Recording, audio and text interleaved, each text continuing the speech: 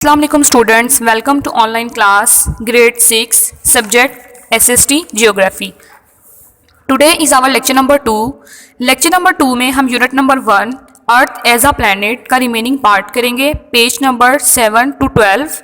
आज के हमारे टॉपिक्स हैं revolution, seasons, seasonal variation in the northern and southern hemisphere, solar and lunar eclipse, continent and oceans और exercise. Start करते हैं। Revolution. The movement of Earth in its orbit around the sun is called revolution. The characteristics of this movement are: revolution क्या है? ज़मीन का सूरज के इर्द गिर्द एक दायरे में घूमना, इस मूवमेंट को हम रेवोल्यूशन बोलते हैं। इस रेवोल्यूशन की कैरेक्टरिस्टिक्स हैं: the movement is anti clockwise, movement जो है वो एंटी क्लॉकवाइज है, यानी क्लॉकवाइज एक मूवमेंट होती है जिसमें घड़ी की सुइयाँ जो है आप देख रहे हैं एरो से मैंने शो किया किस तरफ को घूम रही हैं, जबकि इसकी ऑपोजिट जो मूवमेंट है वो एंटी क्लॉकवाइज है। तो ज़मीन सूरज के इर्द गिर्द एंटी क्लॉकवाइज मूव करती है। The speed of this movement is about 1,07,000 kilometre per hours. The earth complete a revolution in its orbit in about 365 days and 6 hours। ज़मीन एक रेवोल्यूशन अपने दायरे में 365 दिन और तकरीबन 6 घंटों में मुकम्मल करती है। Seasons are form by this movement, इसी मूवमेंट की वजह से सीजन्स बनते हैं, यानी कि ज़मीन का जो हिस्सा सूरज के करीब जाएगा वहाँ पे गर्मियाँ और जो दूर जाएगा वहाँ पे सर्दी शो होगी। इसी तरह से सीजन्स जो है वो ज़मीन की मूवमेंट की वजह से बनते हैं। The orbit in which the earth revolve is oval in shape, ज़मीन जिस दायरे में घूम रही है वो उसकी शेप ओवल होती है। आगे है seasons. The seasons are formed due to the tilt of Earth axis in summer. In summers, the days are longer and nights are shorter, and in winters, the days are shorter and nights are longer. Seasonal variation in northern and southern hemisphere. On June 21, the northern hemisphere is tilted towards the sun, यानी कि जून 21 से लेके थोड़ा सा आगे तक northern hemisphere जो है वो सूरज की तरफ मुड़ जाती है, while the southern hemisphere is away from the sun, जबकि जो साउदर्न हेमिस्फीयर है वो सूरज से दूर होता है। That's why there is summer in the northern hemisphere and winter in the southern hemisphere. जी, आप इस डायग्राम में आप देखें, नॉर्थ पार्ट को मैंने ब्राउन कलर से शो किया जबकि साउथ पार्ट को मैंने पर्पल कलर से शो किया हुआ है। नॉर्थ पार्ट आप देखें सन की तरफ थोड़ा सा टिल्ट कर गया है या उसकी तरफ मुड़ गया है। ब्रैकेट के साथ और एरो के साथ मैंने शो किया है कि नॉर्थ पार्ट सन की तरफ टर्न कर गया है, जबकि साउथ पार्ट जो है वो दूसरी तरफ है, वो सन से दूर है। तो नॉर्दर्न एरियाज़ में जून 21 समर, जबकि साउदर्न एरियाज़ में winter.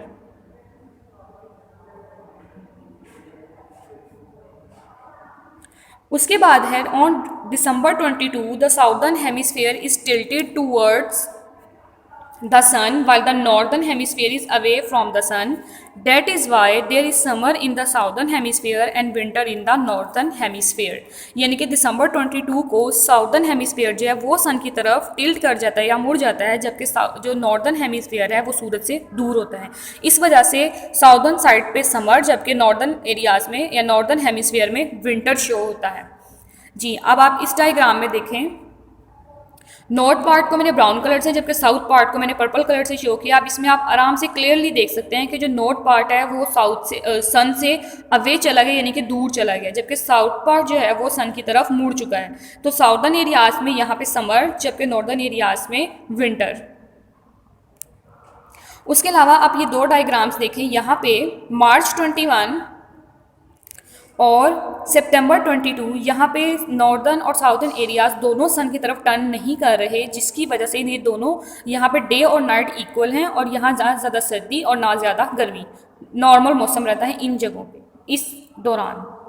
On March 21 and September 22 neither of the two hemisphere is tilted towards the sun, यानी कि दोनों में से कोई भी हेमिस्फीयर सन की तरफ नहीं मुड़ रहा। That's why the season is neither too hot और not too cold in both hemispheres. उसके बाद है solar and lunar eclipse. The earth revolve around the sun and the moon revolve around the earth during the revolution it happens that, यानी कि ज़मीन जो है वो सूरज के इर्द गिर्द घूम रही है, जबकि चांद जो है वो ज़मीन के इर्द गिर्द घूमता है।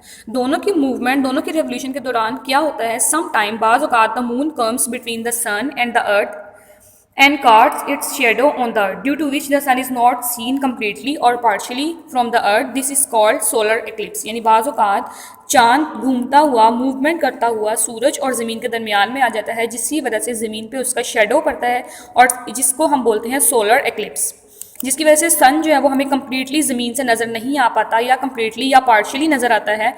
इसको हम बोलते हैं solar eclipse. Or sometime the earth come between the sun and the moon and cast its shadow on the moon, due to which the moon is not seen completely or partially from the earth. That is called lunar eclipse। और बाज़ औक़ात ज़मीन movement करते हुए या अपनी revolution के दौरान में सूरज और चाँद के दरमियान में आ जाती है। इस तरह से हमें चाँद क्लियर नज़र नहीं आता, इसको हम बोलते हैं ल्यूनर एक्लिप्स, यानी चाँद ग्रहण।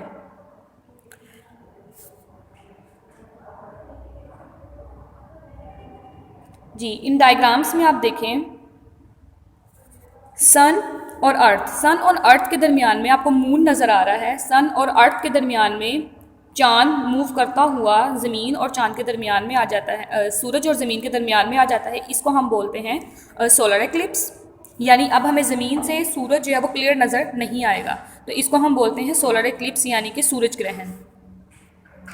उसके बाद है सम टाइम ऐसा होता है कि ज़मीन मूव करती करती सूरज और चांद के दरमियान में आ जाती है। इस तरह से हमें चांद जो है वो क्लियर नज़र नहीं आता। इसको हम बोलते हैं ल्यूनर एक्लिप्स, यानी कि चांद ग्रहण। उसके बाद आ जाते हैं continents and ocean. The area of earth surface is about 510 million square kilometre, out of which about 29% is compromise of land and 71% is covered by water. Continents यानी कि ज़मीन का कुछ हिस्सा, जिसको हम खुश्क हिस्सा बोलते हैं, 29% हिस्सा खुश्क है, जबकि 71% हिस्सा जो है वो पानी से घिरा हुआ है। अब खुश्क हिस्सा जो है उसको हम बोलते हैं continents. The land portion is compromise of 7 large masses which are called continents, यानी कि 7 तरह के कॉन्टिनेंट्स हैं पूरी दुनिया में पाए जाते, जो कि हैं एशिया। सबसे लार्जेस्ट कॉन्टिनेंट एशिया है। It is the largest continent. In its east lies the Pacific Ocean, in the west is Europe, in the north is the northern ocean and in the south is the Indian Ocean. उसके बाद है Africa. It is the second largest continent, यानी कि second largest continent जो है ये Africa है। In its east lies the Indian Ocean, in the west is the Atlantic Ocean, in the north is the Mediterranean Sea and in the south is the Southern Ocean. उसके बाद हमारा third largest continent जो है वो North America है। In its east lies the Atlantic Ocean, in the west is the Pacific Ocean, in the north is the northern ocean and in the south is the continent of South America. Fourth largest continent South America है। It is the fourth largest continent. In its east lies the Atlantic Ocean, in the west is the Pacific Ocean, in the north is the continent of North America and in the south is the Southern Ocean. पांचवा हमारा बड़ा continent Antarctica है। It is situated around the South Pole. Due to its extreme cold climate it is only uninhabited continent, यानी कि एक ऐसा continent है जहाँ पे ज़िंदगी नहीं पाई जाती, क्योंकि यहाँ पे बहुत ज़्यादा कोल्ड क्लाइमेट होता है। इसको हम आइसलैंड भी बोलते हैं।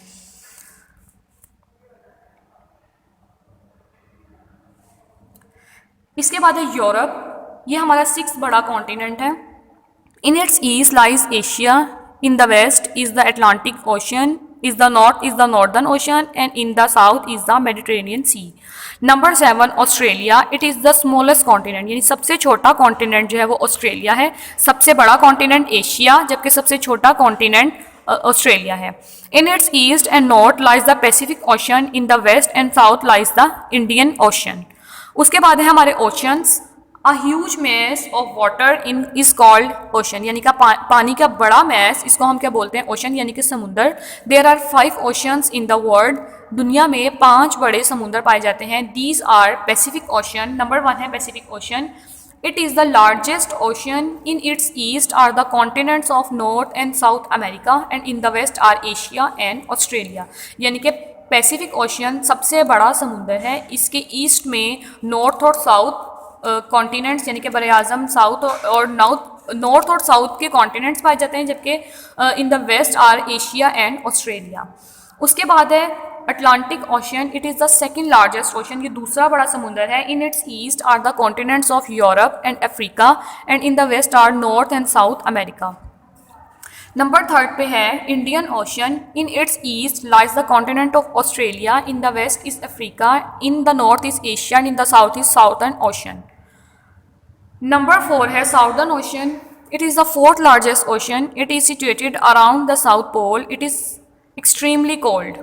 नंबर फाइव है Northern Ocean. It is the smallest ocean. It is situated around the North Pole. It is also cold it is also extremely cold. Northern Ocean भी बहुत ज़्यादा ठंडा, इसका भी जो पानी है वो बहुत ज़्यादा ठंडा है।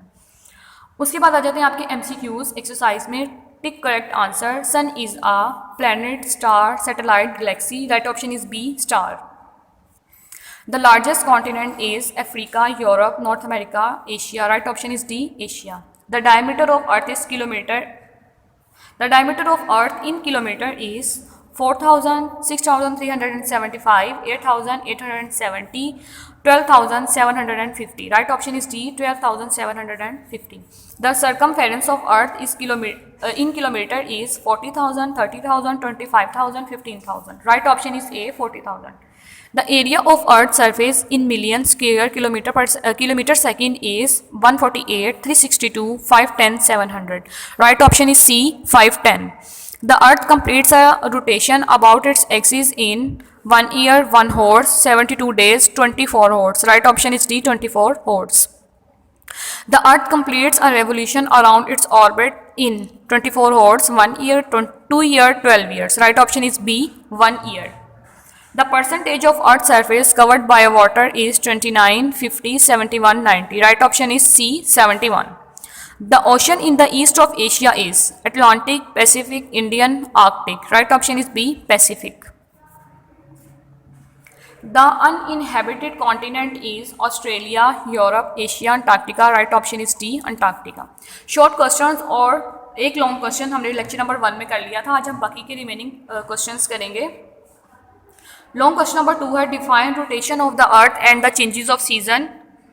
इसके आंसर में आप हेडिंग लिखेंगे revolution. The movement of the earth in its orbit around the sun is called revolution.